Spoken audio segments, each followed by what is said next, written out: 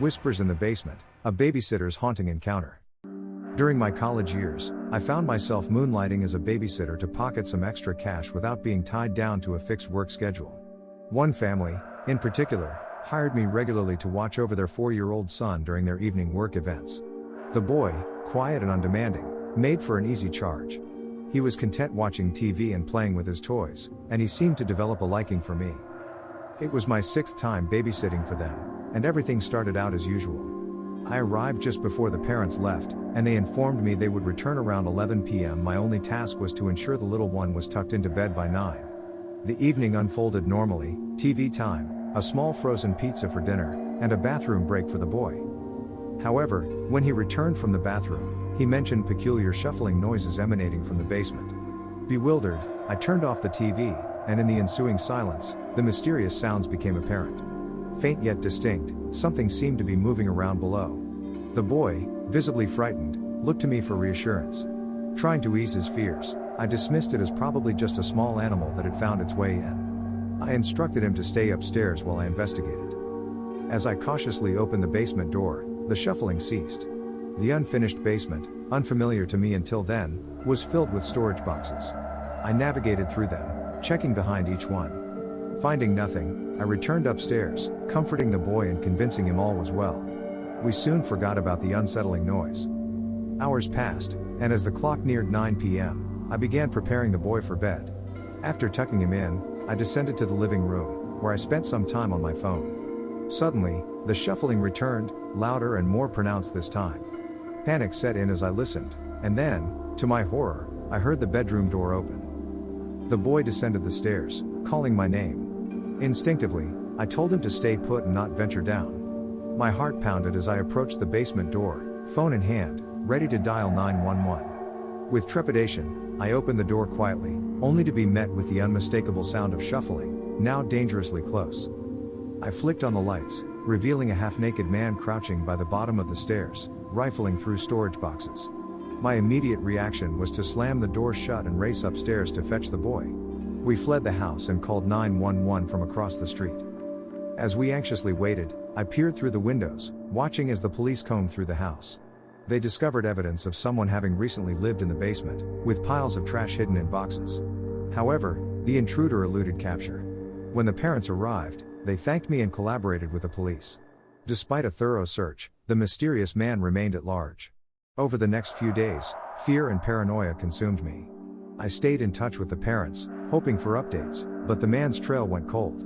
Eventually, I distanced myself from babysitting, haunted by the thought that he might be lurking in someone else's basement, undetected and unseen. The terror of the unknown lingered, a chilling reminder of a nightmarish encounter that defied resolution. As the days turned into weeks, the unsettling events of that fateful night continued to haunt my every waking moment. Sleep became a distant luxury, as my mind replayed the image of the intruder in the basement, his half-naked form illuminated by the stark light of the staircase. The fear had planted roots, and its tendrils extended into the depths of my consciousness. In an attempt to gain closure, I delved into research, hoping to uncover any clues that might lead to the identity of the elusive man. Days turned into nights as I scoured online forums and local news archives, desperate for any information that could shed light on the mysterious intruder. Yet, my efforts proved futile, leaving me with more questions than answers. The parents, grateful for my vigilance, provided me with updates on their ongoing collaboration with law enforcement. The investigation, however, seemed to be at a standstill, with no breakthroughs or leads to pursue. The uncertainty weighed heavily on my shoulders, casting a perpetual shadow over my once carefree college life. The passage of time did little to assuage my anxiety. Every creak of the floorboards and rustle of the wind outside became a potential harbinger of the intruder's return. Nightmares plagued my sleep, vivid visions of the basement and the haunting shuffling sounds that echoed in the darkness. The very essence of safety had been shattered, replaced by an eerie awareness that danger could lurk in the most unexpected corners. Haunted by the events, I found solace in the company of friends who attempted to distract me from the lingering fear. Yet, the specter of that night remained an ever-present companion, casting a pall over even the most joyful moments. I became adept at concealing my unease, but the trauma had etched itself into the fabric of my being, an indelible mark that altered the course of my college experience. Weeks turned into months, and with each passing day, the vivid memories of that night began to blur into a disconcerting haze. The fear, however, endured, a constant reminder that the line between safety and peril was fragile and easily breached.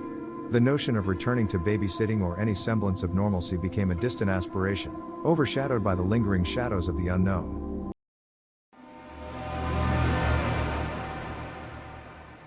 Whispers in the dark, unraveling the mystery of the nighttime intruder. My closest friend's daughter, Emily, had recently celebrated her 7th birthday, and occasionally, I found myself watching over her in their beautiful Washington home, surrounded by the serenity of trees and mountains. The nearest neighbors were miles away, contributing to the tranquil environment. One day, my friend asked if I could care for Emily for 2 days during her upcoming business trip. Agreeing to help, I arrived at their house a few weeks later. After some lunch and a brief chat, my friend departed for her business trip, leaving me in charge of Emily. We spent a few enjoyable hours together, talking about school and friends.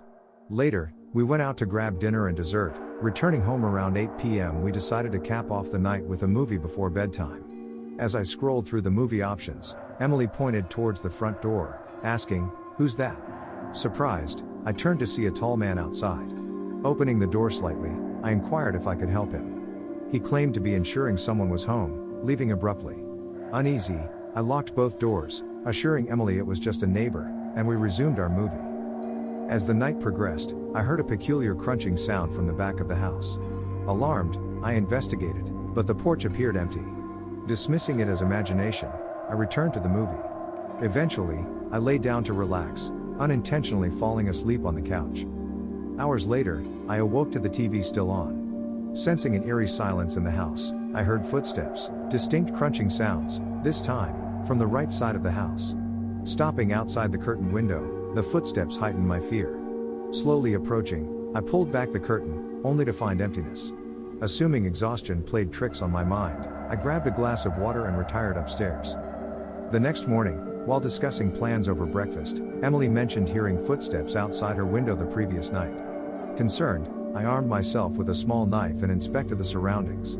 Scratches near windows raised suspicion, but the yard offered no clues. Strangely, I spotted the same man from the previous day walking down the street, odd, considering the house's isolation.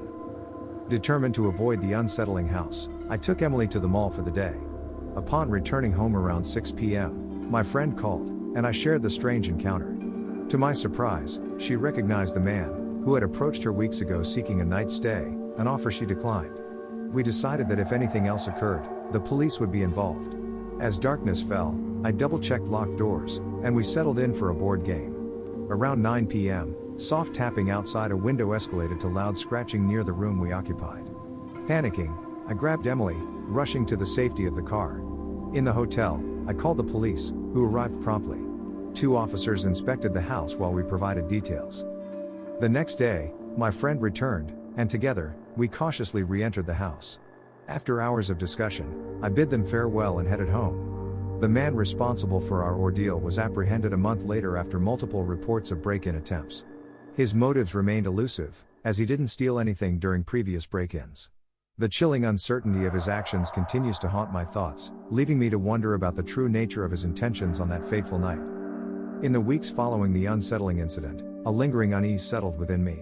Sleep became an elusive companion as I found myself revisiting the events, each detail etched in my memory like a spectral fingerprint. Shadows of uncertainty, the strange night with my babysitter. When I turned 13, Saturday nights took a peculiar turn. My mom, working late, insisted on having a babysitter over, an arrangement I found irksome. Jerry, a 20-year-old acquaintance of my mom's work friend, became the recurring presence. There was something off about Jerry, awkward, strange, and seemingly uncomfortable in my presence. Despite my reservations, my mom dismissed my concerns, attributing them to my desire for solitude. One Saturday night unfolded like any other. Jerry, fashionably late as always, arrived after a brief conversation with my mom. Left to our own devices, I retreated to the living room, firing up my Xbox to while away the hours until bedtime at 10. Jerry's presence usually relegated him to the kitchen or the loft, maintaining a peculiar distance. Tonight, however, something felt different. As Jerry lingered in the kitchen, I overheard hushed conversations, his words too indistinct to comprehend. His gaze shifted nervously, and then he approached, holding his phone. In a cryptic declaration, he announced that someone would visit briefly and not to worry.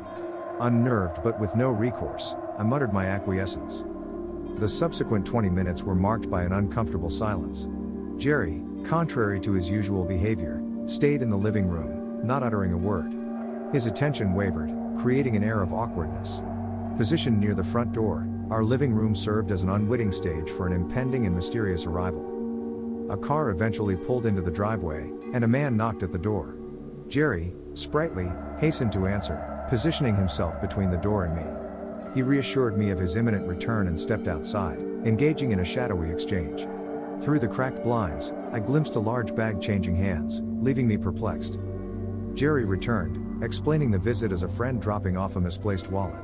The vague response failed to align with the peculiarities of the situation, leaving me with more questions than answers. Attempting to resume my gaming, I couldn't shake the feeling that something was amiss. As the night unfolded, Jerry's behavior took a darker turn. He engaged in heated phone conversations, his voice escalating in the loft. The tension in the air thickened, and my curiosity grew. The mysterious man returned, sparking a vehement argument in the driveway.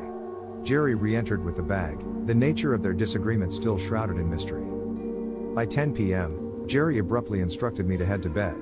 The night, however, refused to rest. While I lay in bed, I heard the front door open and close much earlier than my mom's usual midnight return. Skeptical, I waited, then descended the stairs to find an empty house. Jerry, car and all, had vanished. In the morning, I shared the bizarre events with my mom. Unlike before, she took my account seriously, acknowledging the unprofessionalism of Jerry's departure. Attempts to contact him proved futile. When my mom reached out to Jerry's mother, a dubious explanation emerged: he had returned home feeling unwell. A flimsy excuse that failed to assuage our suspicions. Nearly a decade has passed since that enigmatic night, yet its resonance lingers.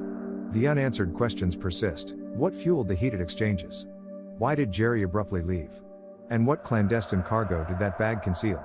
The eerie events of that evening remain etched in the corridors of my memory, an unresolved mystery that refuses to fade.